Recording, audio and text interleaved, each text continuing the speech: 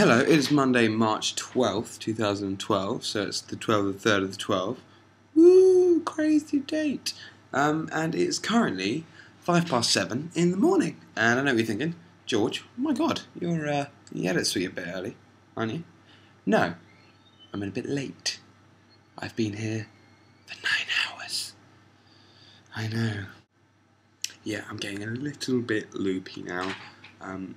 Been here for 9 hours tonight, well, last night, now this morning, and was in for 14 hours yesterday from 4 in the afternoon till about 6ish, and I've been here since about 10:30 last night. I've decided to stroll on into the MHT building here at Lincoln University, and now I've been editing Flashback and trying to do audio levels and to teach myself how to do audio editing.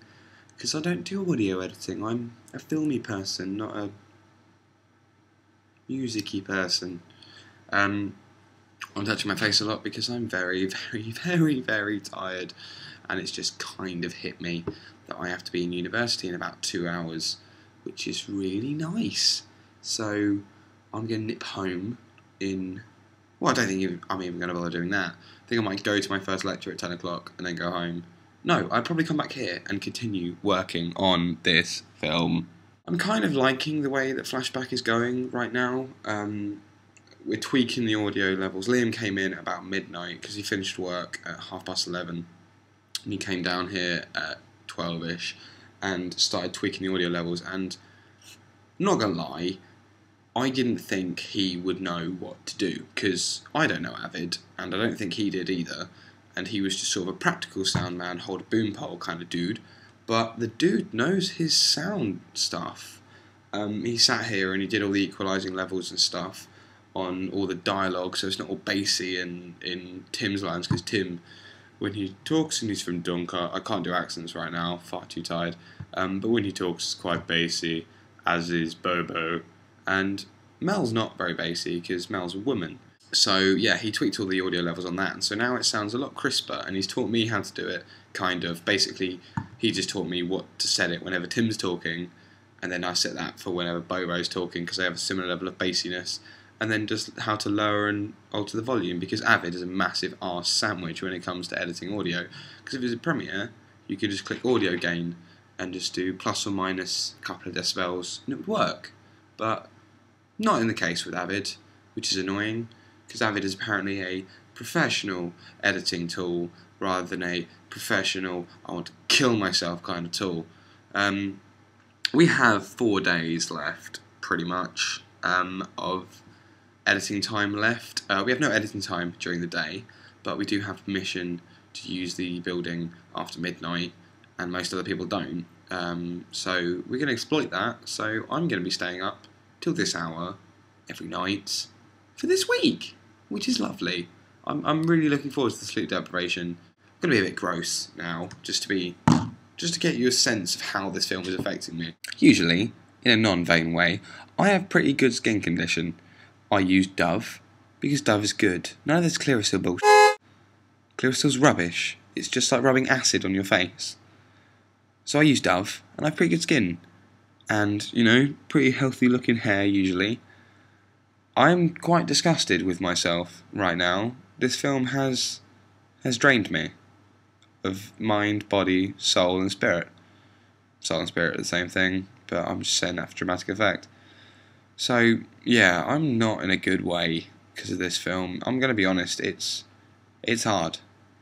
And the stress levels are pretty high, because I can't find a way to end my film. Like, no, it's got an end to it, but there's a whole sequence in the middle that needs so much work, and I don't know how to do it, and it's quite upsetting seeing something that you've worked so hard on crumble away like a wet cake in the wind. Flashback has been a really big part of my uni career, because it's my first major directing role. I did the interrogation film, but that was done in an 8-hour shoot in a day. It was fine. But Flashback has been my first sense of professionalism. It was the one project that made me think, this is what I want to do. It seems odd having that one moment in your life when you think you might have found your purpose. Not like the meaning of life or any philosophical crap like that, but like you're like this is what I want to do. This is what I want to live for. And so finding out that something that has been that much a part of your life could be less than what you want it to be. Like, I want it to be perfect. In editing, I'm a perfectionist. Not like an egotistical perfectionist where they have to have their work be better than everyone else's. No. I have to edit until I am satisfied with it, and I won't stop. Like, it's what my parents first noticed about me when I went to college. When I was at school and there was studying to be done for an exam, I wouldn't study. I can't focus like that. But when I went to college and I was doing music videos and horror films, I wouldn't go to bed until I finished it. And it's the same with this. Like, I'm not the editor for this, but it's my project. Like, it's what I'm overseeing. It's my baby in a way. It's a bit weird. You know, it's just I care about it so much that I want it to succeed, and I don't want to submit it until I'm happy with it. But I can't. Like, we're already over time by a good 5 minutes, and that's generous. We could cut it down to maybe 3.5, 4 tops, but it's not my original film. It's a shambles. It's become so much less than what I had, what I visioned it being. Like, I just hate the fact that we have time constraints, because it gives me such a lack of creative freedom. I can't write a film. I don't want to do a film that's 10 minutes long. I want to do a film that's short but goes as long as I want it to do.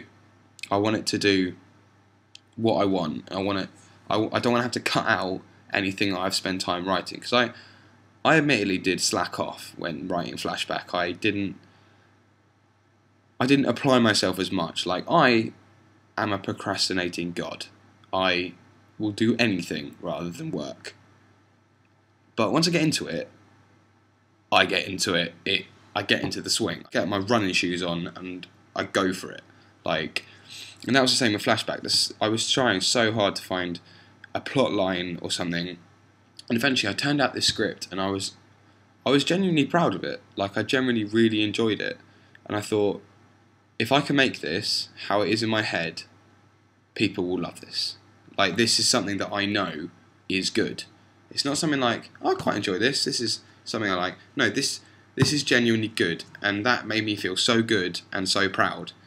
And so seeing my film fall apart is heartbreaking.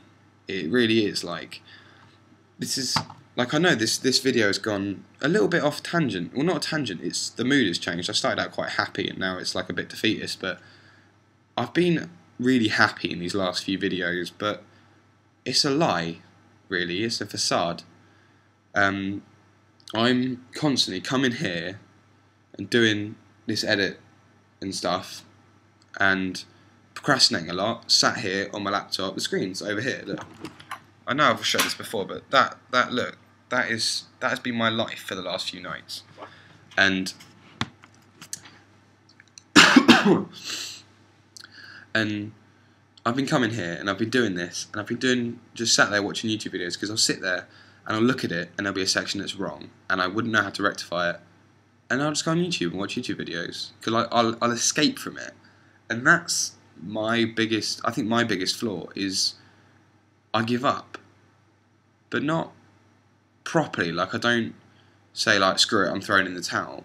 I just have a break where I'm just like, this can't be done, I can't fix this. I don't want to have the feeling that I can't fix this. I don't like having the feeling that something I've worked so hard for is ruined, like, is broken.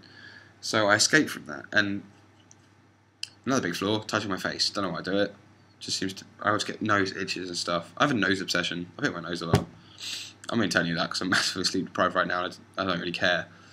But I mean, it's turning out so well, but we have to have something to show on Tuesday morning to Ronnie, our tutor. Like, we meant to have something last week, but we didn't even turn up to the session. I know I didn't.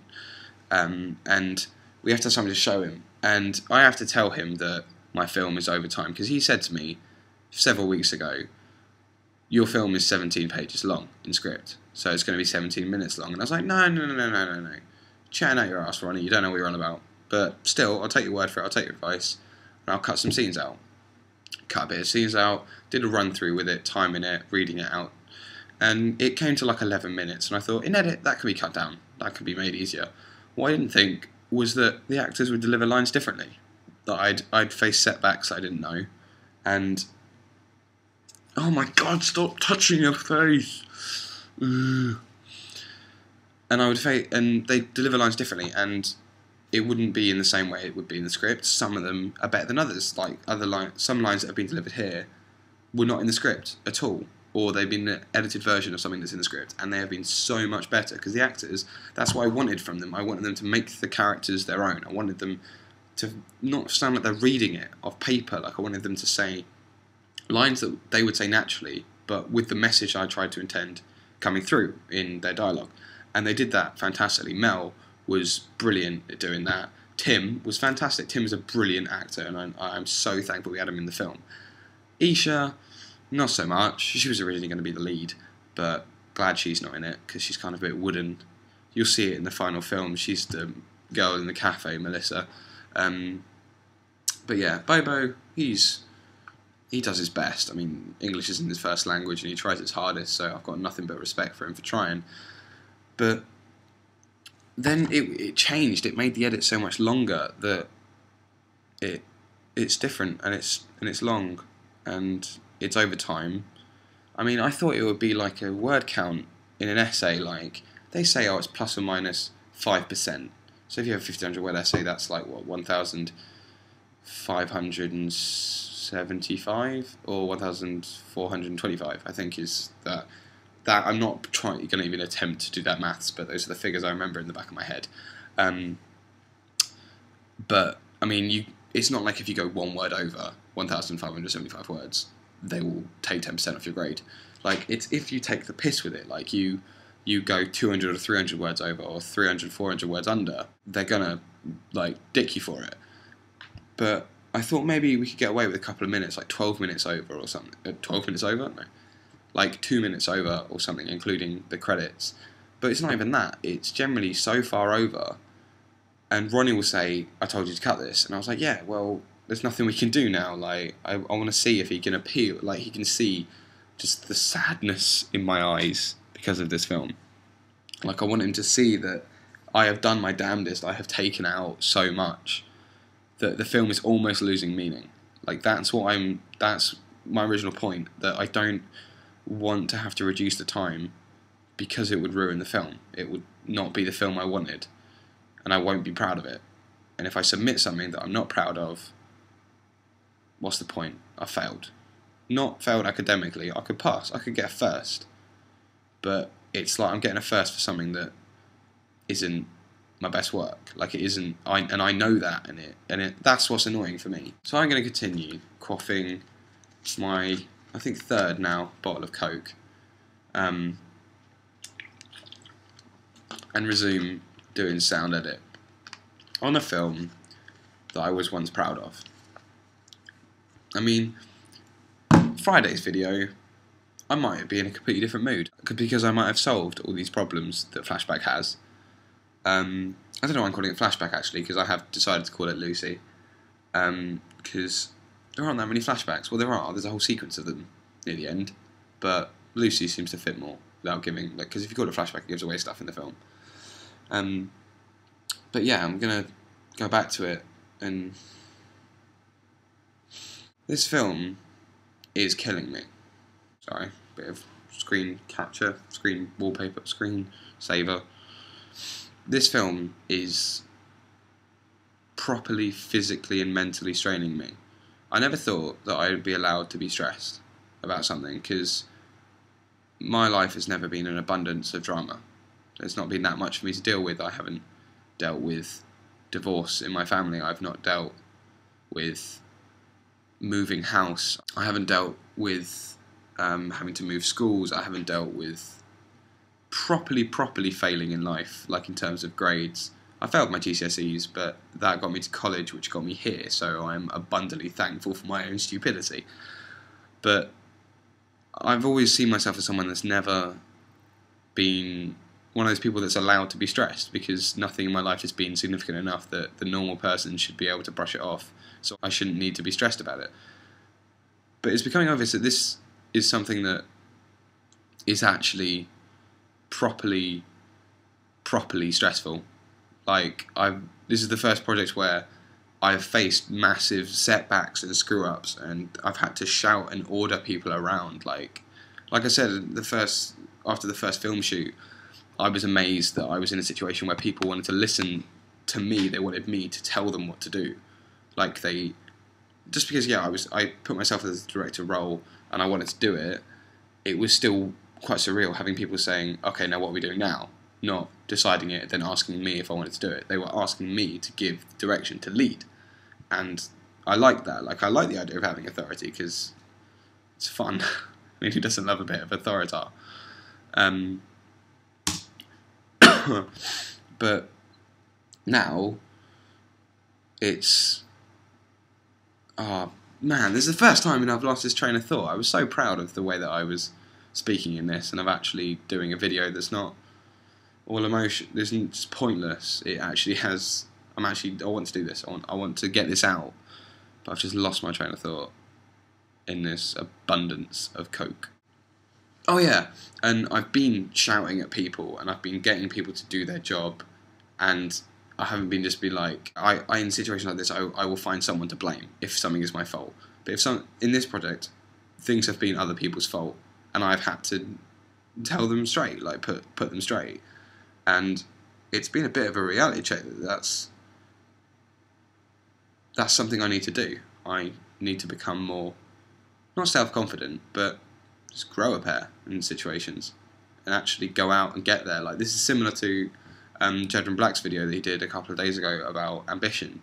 If I want to get somewhere in this industry, this harsh, horrible industry, I need to claw at it. I need to crave it. I do, but I need to make it obvious that I do. I need to go out and I need to do things. I need to try my damnedest to get somewhere, because that's my biggest fear, is wasting my life. Like, wasting years, time. Like, you have 184,000 seconds in a day. I think that's right.